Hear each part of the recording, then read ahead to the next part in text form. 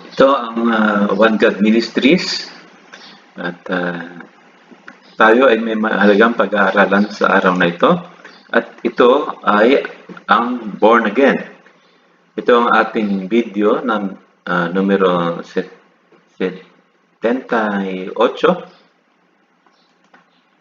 Ngayon, ang storyang ito ay nagsisimula sa isang ah, pag-uusap ni Hesukristo kay Nicodemus. Now, may isang taong Pariseo na nangangalang Nicodemus, isang ruler ng mga Hudyo. At siya ay lumapit kay Jesus ng isang gabi at sinabi, Rabbi, alam namin na ikaw ay isang maestro na galing sa Diyos. Sapagkat walang makakagawa ng mga bagay na ginagawa mo hanggat siya ay nanggaling sa Diyos o kung hindi siya galing sa Diyos. Kaya sinagot ni Jesus, sinasabi ko sa iyo, hanggat hindi mapanganak uli ang isang tao, hindi niya makikita ang kaharian ng Diyos. Sinabi ni Nicodemo sa kanya, paanong ang isang tao ay mapapanganak uli kung siya ay matanda na? Pwede ba siyang bumalik doon sa sinapupunan ng kanyang nanay at mapanganak uli? Yan ay imposible. Ano? Kaya sinagot siya ni Jesus, sinasabi ko sa iyo, hanggat ang isang tao ay mapanganak sa tubig at sa espiritu, hindi siya pwedeng pumasok sa kaharian ng langit. Ang sino mang pinanganak sa laman ay laman at siyang pinanganak sa espiritu ay espiritu. Kaya isipin natin, bakit ba kinakailangan mapanganak uli o maging born again ang isang tao para makapasok sa kaharian ng langit? Bakit ang isang tao, kahit gaano kabait o perpekto siya, kung siya ay gawa sa laman at sa dugo, ay hindi siya makakapasok sa kaharian ng langit? Ayan ang talagang sinasabi ni Jesucristo dito.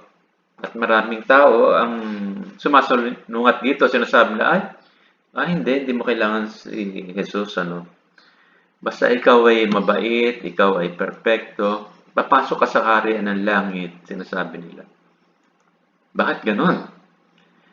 Upang maintindihan natin ito, hayaan natin ang banal na kasulatan na magsalita sa Romans 5:18. Sinabi ni Pablo, gaya ng resulta ng isang kasalanan ng isang tao ay nagresulta ng condemnation o kapahamakan sa lahat.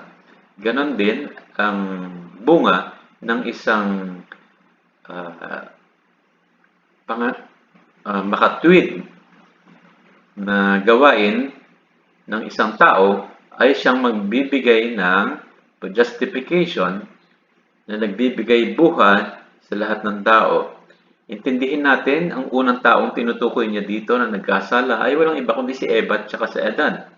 Tatandaan ninyo na sinabi ng Diyos sa libro ng Genesis na sa araw na kainin nila yung pinagbabawal na bunga, sila ay mamamatay.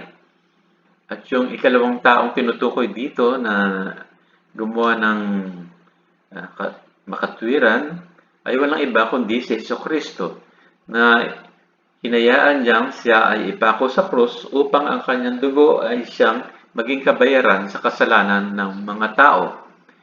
Ayan ang sinasabi ng apostoles na si Pablo dito sa Roma. Okay?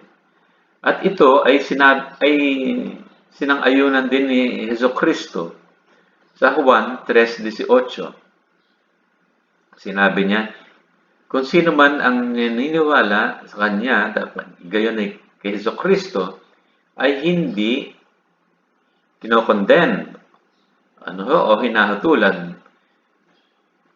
Pero ang sino man na naniniwala sa Kanya, ang hindi naniniwala sa Kanya ay nahatulan na. So dito nakikita natin, sinabi niya na ang hindi naniniwala kay Hesukristo ay hindi naniniwala sa pangalan ng katangi-tanging anak ng Diyos o nag-iisang anak ng Diyos. Intindihin natin, lahat ng tao sa pamamagitan o sa kadahilan ng sila ay mga anak ni Adam at Eva ay mayroon ng condemnation, ang kahatulan. Isang kahatulan ng kamatayan kahit nung hindi pa sila pinapanganak, kahit nandun pa sila sa sinapupunan ng kanilang mga ina. Sapagkat ang tao ay galing kay Eva at Adan. Kaya yung sentensya na binigay ng Diyos kay Eva at Adam ay dala-dala nila. Alam nyo, isipin ninyo maigi, kung ang Diyos ay dinestroy o pinatay ang tao, noong bata pa ang mundo, nung kapanahunan na nagkasala si Eva at Adan, ay makatwiran pa rin siya sapagkat ayun ang kanyang babala kay Eva at Adan na mamamatay sila sa araw na kinain nila yung ipinagbabawal na bunga. Ngunit ang Diyos ay maunawain at nagbigay ng pag-asa sa mga taong mabubuhay kay Eva at Adan, bagamat sila ay may sentensya na kamatayan, na sa pamamagitan ni Hesukristo, maaalis itong sentensyang ito sa mga tao. Kaya nga i-explika ni Pablo sa 1 Corinto, Kapitulo 15, versikulo 50, sinabi niya, "Sinasabi ko sa inyo, mga kapatid, na ang laman at dugo, ng taong gawa sa laman at dugo, ay hindi pwedeng magmana ng kaharian ng Diyos. At hindi rin pwede ang namamatay magkakaroon ng walang kamatayan, ng basta-basta." Ano? Tandaan ninyo, ang walang kamatayan o incorruption ay pwede manggaling lamang sa Diyos. Kahit, alam nyo, maraming nagsasabi dyan, hindi, pagka mabait ka, ano. Alam nyo, intindihin ninyo, ang iglesia ba nyo o ang pastor ninyo, kaya kayong bigyan ng immortality or incorruption, walang kamatayan? Hindi. Kailangan yan ay manggaling sa Diyos. Patuloy, sa versikulo 51, "Sinasabi ko sa inyo ang isang misteryo, hindi lahat tayo ay matutulog, pero kailangan tayong mabago. Sa isang sandali, sa isang kisap mata, tutunog ang trompeta at ang patay ay mabubuhay na walang kamatayan. At lahat tayo ay mababago. Pagkat kung ang itong may kamatayan ay magdadamit ng walang kamatayan, itong mortal ay magiging immortal." Napakabigat, ano ho, mga kapatid. Ngunit ang sinasabi lang dito ng Apostoles ng Pablo, may darating na panahon na kung saan ang Diyos ay babaguhin tayong lahat. Ang tayong tinutukoy niya dito ay yung mga tumanggap kay Hesukristo bilang Panginoon at sumusunod kay Hesukristo. Kung hindi ka sumusunod kay Hesukristo at hindi mo siya tinanggap bilang Panginoon, ay ano ang meron ka? Ang meron ka ay yung hatol kay Adam at Eva. Okay? Sana intindihin natin ito. Napakalinaw naman ng banal na kasulatan dito. Pinagpatuloy ng Apostoles na Pablo sa Colossians 3, versikulo 5, "Kaya patayin ninyo ang mga bagay na sang-ayon sa mundo, gaya ng pangangalunya, yung masamang mga balak, yung pag-iinggit, pagsasamba sa mga Diyos-Diyosan." Kaya nga, ang galit ng Diyos ay darating para sa mga taong mga pasaway, na kayo yon nung araw, mga pasaway kayo lahat. Sa versikulo 8, sinabi niya, "Kaya dapat tanggalin nyo na lahat ng ito, ang galit, ang puot, ang masamang mga pananalita sa inyong mga bibig, ang pagsisinungaling ninyo. Kailangan Tanggalin ninyo yung lumang pagkatao ninyo at ganon din ang mga gawain ng lumang pagkataong ito. At kailangan ilagay ninyo sa sarili ninyo si Kristo. Kaya ilagay ninyo, magpakabagong tao kayo, new man, bagong tao, na nababago ang kanyang kaalaman sang-ayon sa nalalaman natin tungkol kay Kristo na siyang lumikha sa kanya sapagkat ang bagong tao ay nilikha lamang ni Kristo. Okay? Ang pagbabago natin ay ang punot dulo nito ay walang iba kundi si Jesucristo. Kaya nga wala ng Griyeko, wala ng Hudyo, wala ng tuli o hindi tuli o kung ano pa man. Ano. Pagka tayo ay kay Kristo, bago na ang ating pagkatao. Tayo ay ganap sa mata ng Diyos. Sa Roma 6, versikulo 3, sinabi ni Pablo na ang sino mang binautismuhan kay Jesucristo ay binautismuhan sa kanyang kamatayan. Kaya nga, pagka tayo ay binautismuhan ng tamang pagbabautismo kay Jesucristo, tayo ay nilibing na kasama ni Jesucristo. Ang tinutukoy niya dito ay ang lumang pagkatao nito natin. Gaya rin ng si Kristo ay buhay mula sa patay sa pamamagitan ng Ama, ganon din tayo, pag tayo inabautismahan, kailangan magbago na tayo. Magbago tayo ng pamumuhay. Sapagkat kung tayo ay naging kayangis ni Kristo sa kanyang kamatayan, kawangis ni Kristo sa kanyang kamatayan, gayon din tayo magiging kawangis niya sa kanyang muling pagkabuhay. Kaya nga, ang lumang pagkatao natin ay pinako na sa krus kasama niya. Ibig niya sabihin, pinatay na talaga yung lumang pagkatao natin. Kaya ang katawan ng kasalanan ay kailangan likasin na natin na hindi na tayo dapat sunod-sunuran sa kasalanan.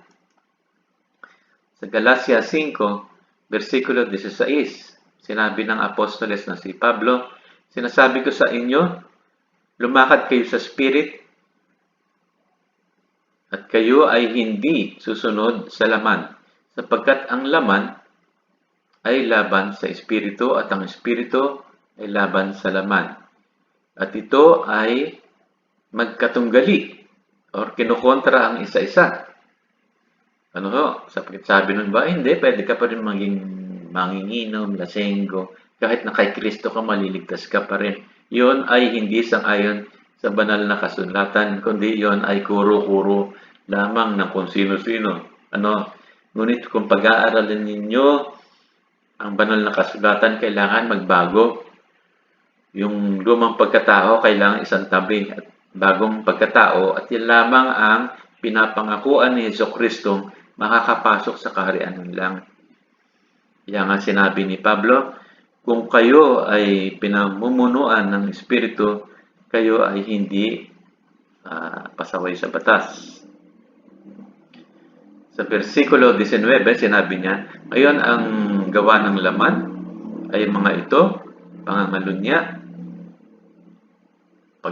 pagsasamba sa Diyos-Diyosan, pagkakaroon ng puot at galit, pag-iinggit, yung hilig na sa murder o kamatayan. Yan, alam nyo na, yung may mga desire na maghiganti sa kapwa. Yung panginginom, paglalasing. Sinabi niya, kaya nang sinabi ko sa inyo, nung mga nakalipas na panahon na ang mga taong gumagawa ng mga bagay nito ay hindi magmamana ng kaharian ng langit. So napakalinaw o kaharian ng Diyos na ang taong may mga katangiang aking nabanggit ay kumbaga estapwera sa kaharian ng Diyos at hindi nila mamanahin ito kahit ano pa sabihin ng inyong denominasyon o pastor. Alam niyo, Diyos lamang ang magsasabi kung pwede kayong pumasok sa kaharian ng Diyos o hindi. At sinabi niya na dito na hindi ang mga taong ito ay hindi makakapasok sa kaharian ng Diyos. Kaya kung nakikita ninyo ang sarili ninyo na may mga katangiang ito, kailangan lisanin ninyo ang lumang pagkatao ninyo at kailangan kayo ay maging bagong tao. Sa Galatia 5, versikulo 22, sinabi niya, ngunit ang bunga ng Espiritu ay pag-ibig, kasiyahan, kapayapaan, pagtitiis, pagpapasyensya, paggagawa ng mabuti, pagiging tapat sa Diyos, pagiging mahinahon, at pagkakaroon ng kontrol sa sarili. At pagka kayo ay ganito, hindi kayo nagiging pasaway sa batas.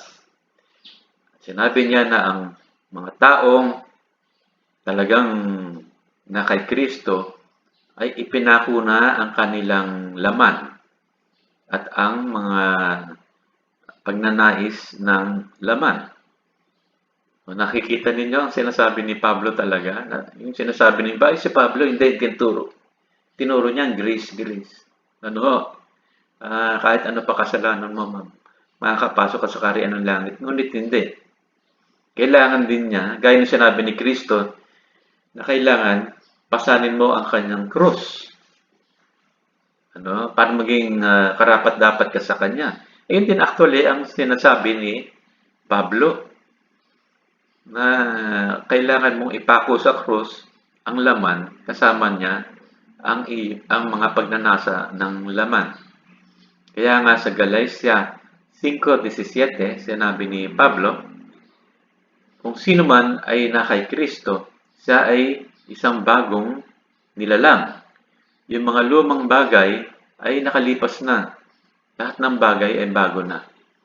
So kung kayo ay kay Kristo, tunay na kay Kristo, alam niyo kayo ay may pananampalataya na tunay kay Kristo at sa kanyang sakripisyo sa krus, ikaw ay isang bago ng nilalang. Kailangan lisanin mo na ang nakalipas mong buhay, living in the flesh, ika nga, at ikaw ay isang bago ng nilalang na kailangan mamuhay sa Espiritu. Ito ang One God Ministries. Sana ay nakatulong ako sa inyo na maintindihan kung ano talaga ang diwa ng banal na kasulatan. At kung kayo man ay may katanungan, pwede niyo akong i-email sa jim.eagle3202@gmail.com. So kung may gusto pa kayong panoorin, pumunta lang kayo sa One God Ministries channel natin sa YouTube. Type lang niyo One God Ministries. I-click ninyo at marami tayong video doon. Mahigit 70 videos na ating nagawa. Okay, sana ay makatulong ito sa inyo. Hanggang sa susunod, ito ang One God Ministries.